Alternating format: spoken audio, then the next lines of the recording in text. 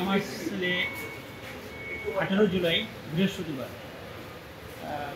মিরপুর গুল চত্বর 5টা সাড়ে 5টার মধ্যে গুলিবিদ্ধ হয় এখানে। তো গুলিবিদ্ধ হওয়ার পর আমি বাড়িতে ছিলাম, আমার বাড়ি ময়মনসিংহ শিবগঞ্জ উপজেলা। সেখান থেকে আমি খবর পাই, আমি আসি, রাতে দেখার সময় সে ঢাকা মেডিকেলে একটা ফটো পাই। তারপর এখানে সে ছিল শনিবার পর্যন্ত, শনিবার দুপুর 2টার দিকে। তো আমার একটাই দাবি থাকবে আপনাদের কাছে, তো এখানে যারা আছেন সব মিলে, এই যে একটা গণহত্যা হলো, আমার ছেলে, নিষ্পাপ ছেলে, যার বয়স 18 বছর 7 মাসে, আমার একমাত্র ছেলে, সেই ছেলে বিচার চাই। এই খুনি যারা আছে এটার মধ্যে সুষ্ঠু তদন্ত সাপেক্ষে শেখ হাসিনা সহ যারা এটার সাথে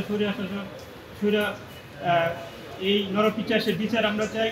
এই যে অগণিত অসংখ্য ছাত্রদেরকে নির্মমভাবে দিবালুকে হত্যা করছে হাজার হাজার মানুষের সামনে, আপনি আপনাদের কাছে, দেশবাসীর কাছে এটা সুবিচার চাই। আর কিছু বলতে পারলাম না, ধন্যবাদ। আমার ছেলের নাম পড়াশোনা করতে কোথায়? আমার নাম মোহাম্মদ আব্দুল মতিন। পড়াশোনা করতে কোথায়? পড়াশোনা করতে ঈশ্বরগঞ্জ আইডিয়াল কলেজ, এইচএসসি পরীক্ষার্থী ছিল, 5টা পরীক্ষা দিয়েছে ময়মনসিংহে। না, ঘটনা হলো মিরপুর 10 গুল চত্বর। ওখানে আসছিল কেন? এখানে আসছিল, আমার বাসা হলো কুড়িল বিশ্বরোড। কুড়িল বিশ্বরোডে গিয়া 10 দিনে গ্যাপ ছিল পরীক্ষা।